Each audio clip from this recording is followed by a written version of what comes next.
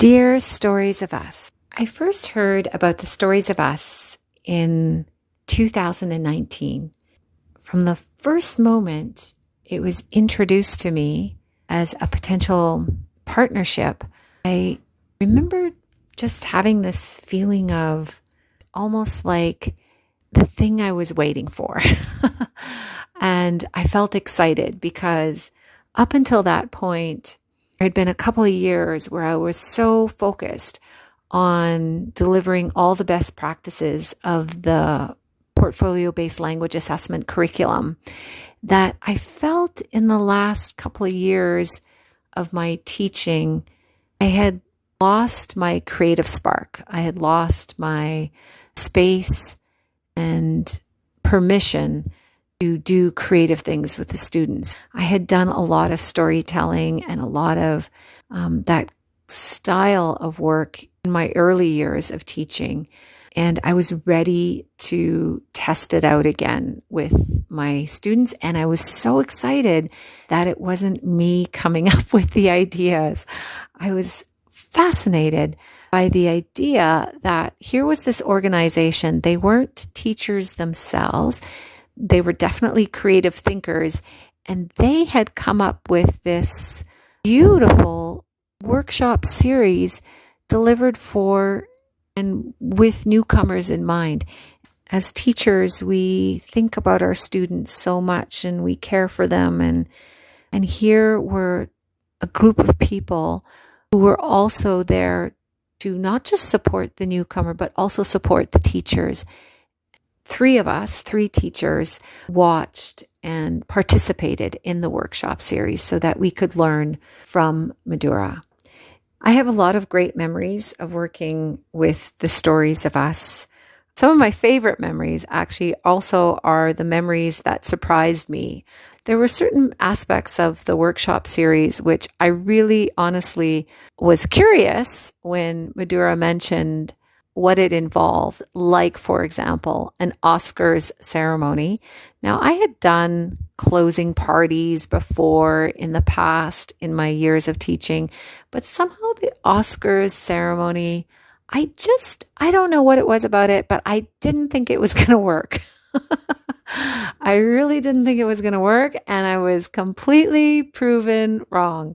In Madura's hands, it did, and it was exciting to see because the students had a ton of fun and they celebrated.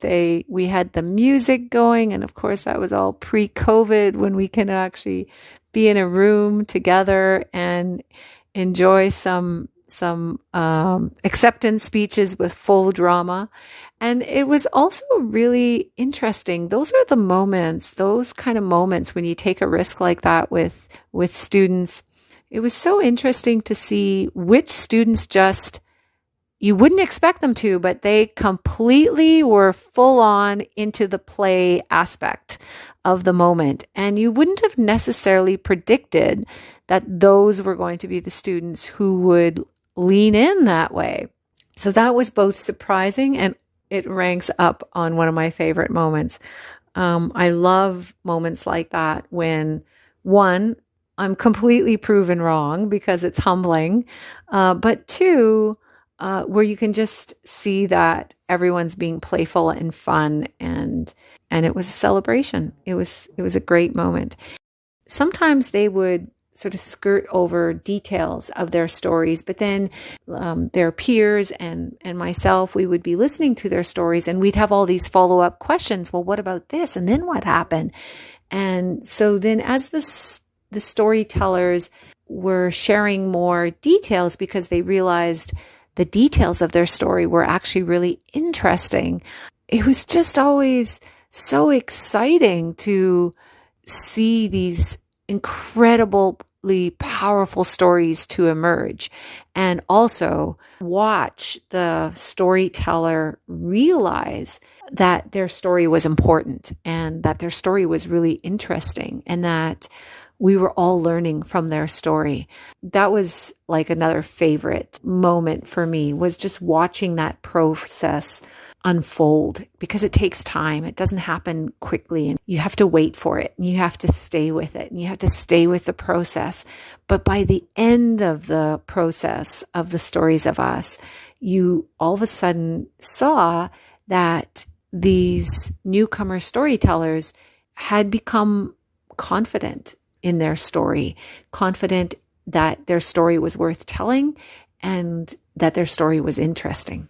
It just reminded me again of how important it is to let students tell their story, even if you need to devote and dedicate time to do it and space to do it.